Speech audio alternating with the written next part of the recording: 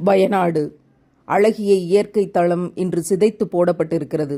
முற்றிலுமாக சிதைக்கப்பட்ட இடங்களை நாம் காணுகிற போது இந்த இடம்தானா அந்த இடம் என்று நினைக்க தோன்றுகிறது.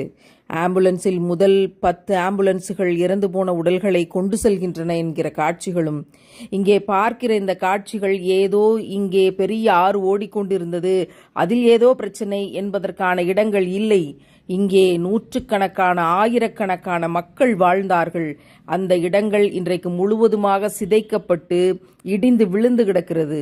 எப்போது நீருக்கு கோபம் வரும், எப்போது அது பொங்கி எழும், எப்போது நம்மை அது அழிக்கும் என்பது நம் கையில் இல்லை என்பதற்கான ஆகப்பெரிய அத்தாட்சிகளாக ஒவ்வொன்றாக ஒவ்வொரு ஊரிலும் நடந்து கொண்டேதான் இருக்கிறது.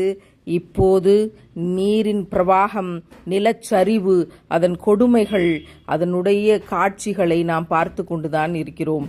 இதோ ஏதோ ஒரு இடத்தில் இருந்து எழுந்து வரக்கூடிய நிலையில் இருக்கிற மூதாட்டியாக அவர்கள் இல்லை. மண்ணுக்குள் எவ்வளவு நேரம் புதைந்திருந்தார்கள், எவ்வளவு நேரம் மூச்சை பிடித்து கொண்டிருக்கிறார்கள்.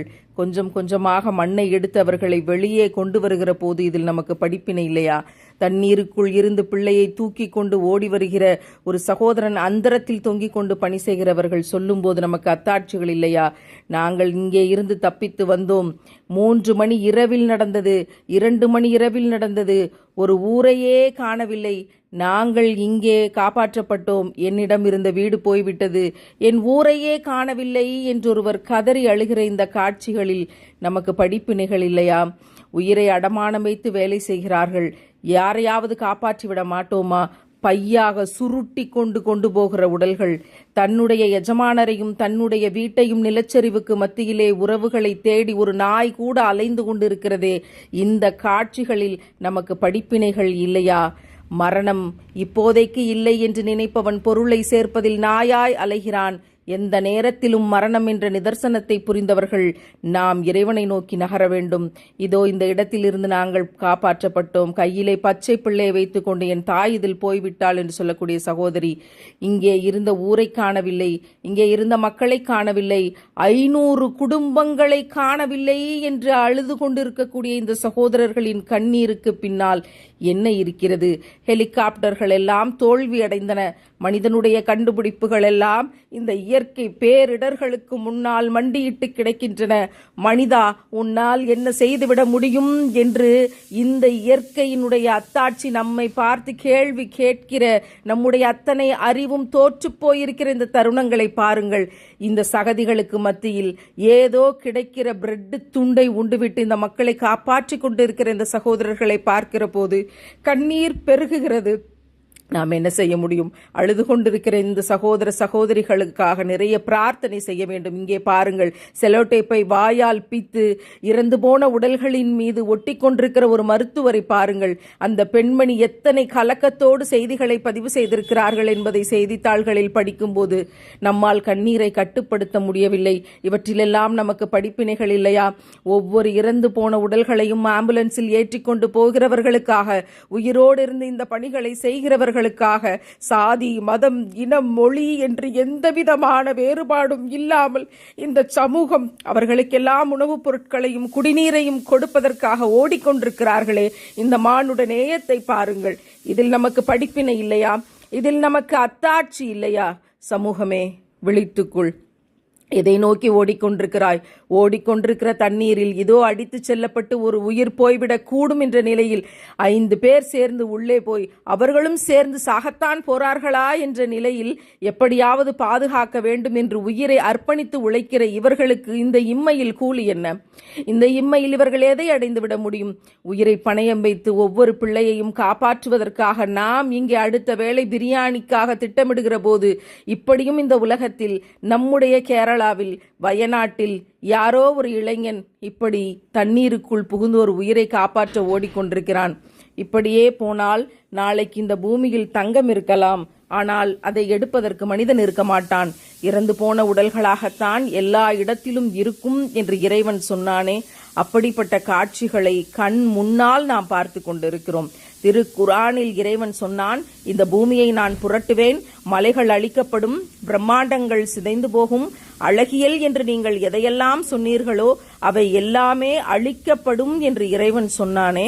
அவற்றை நாம் ஏதோ வார்த்தைகளாக படித்தோம், திருமறையாக ஓதினோம், தினமும் மனப்பாடம் செய்வோம், அவற்றை பயான்களில் பேசுவோம் என்று கடந்துவிட்டு போய்க் கொண்டிருக்கிறோமே. இதோ முண்டக்கை கிராமம் எங்கே? நம் கண் முன்னால் இருந்த கிராமம் இன்றைக்கு இல்லை. அந்த கிராமம் எங்கே? இதோ சூரல் மலை என்ற மலை எங்கே? அங்கே இருந்த கிராமம் எங்கே?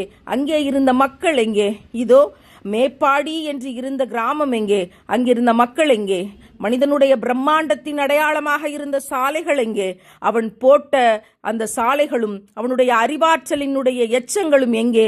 எதுவுமே இல்லாமல் அத்தனையும் திருப்பி போடப்பட்டு அழிந்து போய் 500 மக்களை காணவில்லை, 500 குடும்பங்களை காணவில்லை, 2 மலைகளை காணவில்லை, என்னுடைய ஊரையே காணவில்லை என்று பரிதவித்து நிற்கிற இந்த பரிதவிப்பின் பின்னால் மனித கூட்டமே படிப்பினைகளை பெற்றுக்கொள்.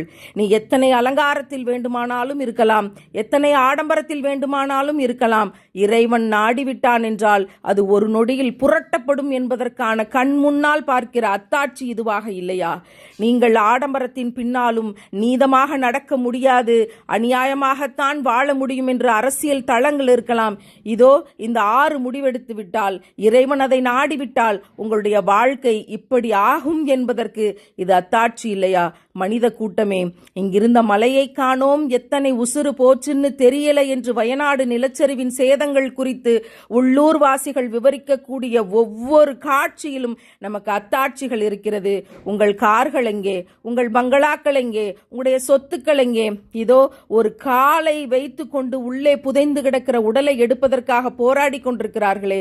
என் தாயை காணவில்லை, என் தகப்பனை காணவில்லை என்று அழுது கொண்டிருக்கின்ற இந்த சிறுவனின் கண்ணீருக்கு பின்னால் நாம் என்ன ஆறுதலை சொல்லிவிட முடியும்?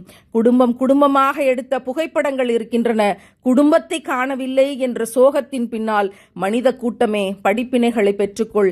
எந்த மலையையும் நான் சாய்ப்பேன், அது தூள் தூளாகும், அது பொசுங்கி போகும், கட்டிடங்கள் அனைத்தும் அழிந்து போகும், ஒரு நொடியில் அது நடக்கும் என்று இறைவன் சொன்ன காட்சிகளை உலகம் அத்தனையிலும் பல்வேறு இடங்களில் இன்றைக்கு நாம் கண்முன்னால் பார்த்து கொண்டுதான் இருக்கிறோம். மனித கூட்டமே, உன் ஆணவம் இப்படி அழியும், உன் அகங்காரம் இப்படி அழியும், உன் பாரம்பரிய பரம்பரை பெருமைகள் இப்படி அழியும் என்று இறைவன் அத்தாட்சியாக இந்த ஒவ்வொரு காட்சியையும் தந்திருக்கிறான். பூமியில் ஒரு உயிரினம் கூட மிச்சமில்லாமல் மொத்தமாக அழிந்துவிடும் என்று இன்றைக்கு விஞ்ஞானிகள் எச்சரிக்கை செய்து காணொளிகள் வெளியிடப்படுகின்றன. இன்னும் 250 மில்லியன் ஆண்டுகளில் பூமியில் ஒரு உயிரினம் கூட மிச்சமில்லாமல் அழிந்து போகும் என்று விடுக்கிற எச்சரிக்கை இன்றைக்கு வாழ்ந்து கொண்டிருக்கிற ஆணவ திமிரின் மனித கூட்டத்திற்கான எச்சரிக்கை தான். நீதமாக நடந்து கொள்ளுங்கள், அன்பாக இருங்கள், மற்றவர்களுக்கு உதவி செய்யுங்கள், ஆசைப்பட்டு சொத்துக்களை சேர்க்காதீர்கள், முடிந்த வரைக்கும் ஏழைகளுக்கு தினமும் உதவி செய்து கொண்டே இருங்கள், படிப்பினை பெற்றுக்கொள்.